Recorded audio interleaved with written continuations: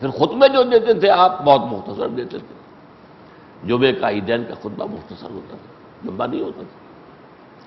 لیکن یہ کہ عظیم واقعتاً یہ جو ہے کوہ زیتون، کوہ جودی اور یہ طور سینا وہ ہے جہاں حضرت موسیٰ علیہ السلام کو تورات عطا ہوئی، اور بلد الامین مکہ ہے جہاں محمد ہیں صلی اللہ علیہ وسلم. جب یہ اتر رہی ہے صورت تو ہے، میں نے کہا ہے نا، ورنہ یہ کہ اس وقت کے اعتبار سے تو تھے کہیں گے. وہیں پیدا ہوئے ہیں، وہیں پہلے 40 برس زندگی گزرے ہیں، پھر اس کے بعد 12 برس اور گزرے ہیں. بھاد البلد الامین.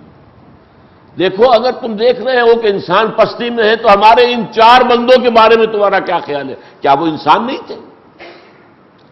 ان کی عظمتوں کو دیکھو، ان کی اخلاق کی رفتوں کو دیکھو، ان کے کردار کی بلندیوں کو دیکھو، ان کے صبر و استقامت کو دیکھو، ان کے کارنامہ حیات کو دیکھو، تو تمہیں یقین ہو جائے گا کہ نہیں، انسان پستی، وہ پستی میں نہیں پیدا کیا گیا. عظمت ہے اس میں، بلندی ہے، رفعت ہے اس کے اندر، بہت اس کا مقام عالی ہے. والتین والزیتون وطور سینین وہذا البلد الامین. دیکھو ہمارے بندے نوح کو، دیکھو ہمارے بندے عیسیٰ کو، دیکھو ہمارے بندے موسیٰ کو، دیکھو ہمارے بندے محمد کو جو تمہارے سامنے ہے صلی اللہ علیہ وسلم علیہ السلام. تب یہ ہے کہ تمہارے اندر سے یاس اور نا امیدی، انسان کے بارے میں نا امیدی اور مایوسی کی کیفیت ختم ہو جائے گی. نہیں، انسان اصلاً پستی کا نہیں ہے، اصلاً جو ہے گراوٹ اس کی شخصیت نہیں ہے. لقد خلقنا الانسان فی احسن تقویم. یہ لام بھی آ رہا ہے تاکید کے لیے، قد آتا ہے وہ بھی آتا ہے کسی شے کی یقین بنانے کے لیے.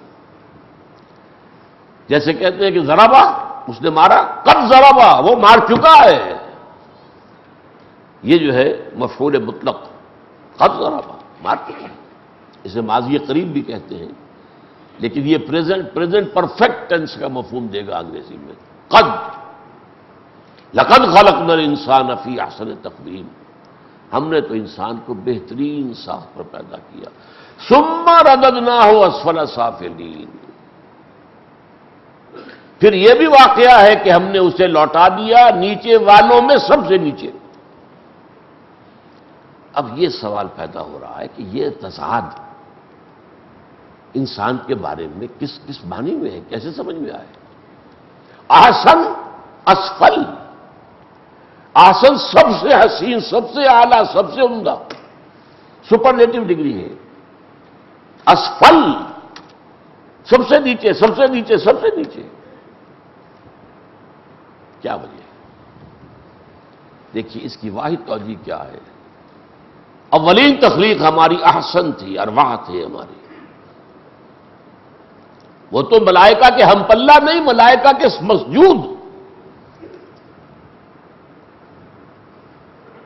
لیکن پھر ہماری روح کو لا کر جہاں ڈالا گیا ہے، انسان کا وہ جنین جو ہے ماں کے پیٹ میں، انسان اس اعتبار سے، اپنی تخلیق کے اعتبار سے، تخلیق ثانی کے اعتبار سے نیچوں میں سب سے نیچے ہے. کیوں؟ جو صاحب شعور اور صاحب ارادہ شخصیت کے اللہ نے پیدا کی ہیں، ان میں سب سے اوپر فرشتے ہیں، پھر جنات ہیں.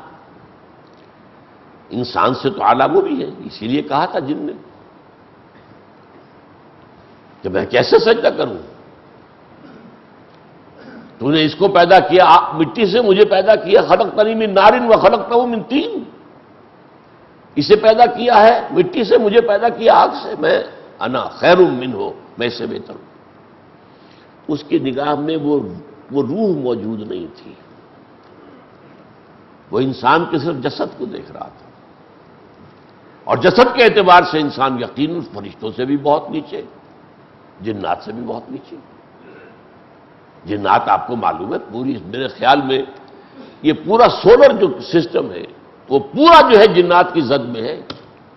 سمائے دنیا تک پہنچ جاتے ہیں، پہلے آسمان تک پہنچتے ہیں اور وہاں سے فرشتوں کی سرگوشیاں سنتے ہیں اور سن کے ادھر ادھر کچھ خبریں لا کر کاہنوں کو سناتے ہیں اور دھندا چلتا ہے ان کا کاہنوں کا دنیا میں۔ قرآن مجید میں اس کا پورا تذکرہ موجود ہے۔ تو انسان تو بہت نیچے چلا گیا نا، بہت نیچے گیا۔ انسان اپنی تخلیق کے اعتبار سے، خلقت جو زمین میں اس کی تخلیق ہوئی ہے، اس میں اس نیچوں میں سب سے نیچا۔ ویسے بھی آپ دیکھیے انسان کا بچہ کمزور ترین شے ہوتی ہے دنیا میں۔ بکری کا بچہ ابھی پیدا ہوا اور تھوڑی دیر تو اس کی ٹانگیں لڑکھڑائیں گی اور فوراً کھڑا ہو گیا، چل پڑا۔ انڈے میں سے چوزا نکلا اور بھاگتا دوڑتا فوراً۔ تمام حیوانات کے معاملہ یہ ہے۔ ہاں پنوں کے بچے ذرا کمزور ہوتے ہیں لیکن وہ بھی چند دن کی بات ہوتی ہے۔ انسان کا بچہ نہ وہ کھڑا ہو سکے، نہ اسے بھوک کا پتہ، نہ اسے پیاس کا پتہ، رونا جانتا ہے صرف، اور نہ اسے کوئی بات کرنی آئے، نہ وہ کچھ بھی نہیں۔ کیسے اسے آپ تھوڑا تھوڑا کر کے سکھاتے ہیں، چلنا سکھاتے ہیں۔ وہ گڈولے ہوتے تھے ان کے لیے، اور آج کل جو ہے بڑی اور اعلیٰ چیزیں بن گئی ہیں، جو واکرز جو ہیں جن کے ذریعے بچے کو چلنا سکھاتے ہیں، اور یہ کئی سال تک پھر شعور ابھی ہوتا ہی نہیں۔ سب سے کمزور بچہ بچوں میں انسان کا بچہ، سب سے لاچار، سب سے بے بس۔ لیکن اصل مضمون یہاں کیا ہے کہ یہ فرشتوں سے بھی نیچے اور جنات سے بھی نیچے اپنے اس جسد حیوانی کے اعتبار سے، لیکن یہ فرشتوں سے بھی اونچا ہے اپنی روح کے اعتبار سے۔ یہ دو متضاد چیزیں، دو متضاد وجود ایک وجود میں اللہ نے جمع کی ہے۔ آدمی زیادہ ترفع معجون است، یہ شعر تو میں نے اتنی مرتبہ پڑھا ہے، یہ بہت سے لوگوں کو یاد ہو گیا ہوگا، مجھے توقع ہے۔ شیخ سعدی کا شعر ہے، بڑا پیارا شعر ہے۔ آدمی زیادہ ترفع معجون است، معجون کہتے ہیں ملی جلی شے، معجون مرکب۔ از فرشتہ سرشتہ وز حیوان، اس میں دو چیزیں جڑی ہوئی ہیں۔ سرشتن کہتے ہیں جوڑ دینا، سرشتن۔ از فرشتہ سرشتہ، فرشتہ بھی ہے اس کے اندر اور حیوان بھی ہے، دونوں چیزیں ہیں۔ فرشتہ کیا ہے؟ روح۔ فرشتے بھی تو روح ہی ہیں۔ الروح الامین، روح القدس۔ جبرائیل کون ہے؟ روح القدس۔ لہذا یہ اب اشکال کیسے حل ہو؟ میں نے دیکھا ہے، آج بھی کچھ تفسیروں کو دیکھا، اردو تفاسیر کو کرتے ہیں آئیں بائیں شائیں، کوئی بات بنتی نہیں ہے۔ اگر آپ نہیں مانیں گے کہ روح ایک علیحدہ وجود کی حامل شے ہے اور بہت اعلیٰ و برتر ہے، وہ عالم بالا سے آئی ہے، انا للہ و انا الیہ راجعون، یہ روح کی بات ہے، اس جسد کی بات نہیں ہے۔ یہ جسد تو زمین سے آیا ہے اور زمین میں چلا جائے گا۔ یوں سمجھیے کہ یہ ایک آرک ہے بڑی، اور ایک چھوٹی سی آرک نیچے ہے، یہ زمین چھوٹی سی، اس کے اندر بنا نا ہمارا معاملہ جو بھی بنا ہے، انسان بنا ہے، پھر ہمارے رحم مادر میں بچہ بن رہا ہے، بہت چھوٹی سی چیز اور بہت گھٹیا، بہت نیچے بہت نیچے بہت نیچے، لیکن وہ روح کہاں سے آئی ہے؟ انا للہ و انا الیہ راجعون، وہ تو لوٹ جائے گی، اپنے رب کی طرف جائے گی، پھر اسے ایک نیا جسد دیا جائے گا، یہ جسد نہیں ہوگا، یہ جان لیجئے۔ الا نبدل امثالہم، ہم بدل دیں گے انہیں ان جیسے جسم ہوں گے، یہ نہیں ہوں گے، یہ جسم نہیں ہوگا۔ یہ جسم تو دنیا میں بھی ایک نہیں ہوتا۔ ایک سال پہلے جو آپ کا جسم تھا وہ آج نہیں ہے۔ کھال کے اوپر سے پتہ نہیں کتنی تہیں جو ہے سیلز کی اتر چکی ہیں۔ جو خون پہلے تھا آپ کا، اس کا تو ایک ذرہ بھی آپ کے جسم میں اب نہیں ہے، اب تو نئے ذرات جو بنے وہ ہیں، باقی تو مر گئے، سب ختم ہوئے۔ انسانی جسم تو ہمہ وقت ایک موت میں سے گزر رہا ہے، اور ایک نئی جو ہے اس کو جو ہے چیزیں مل رہی ہیں۔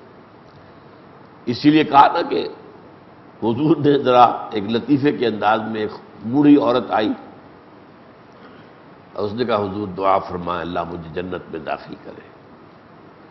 فرمایا بی بی جنت میں بوڑھی عورتیں نہیں جا سکتی، اب وہ بیچاری رونے لگی، اس نے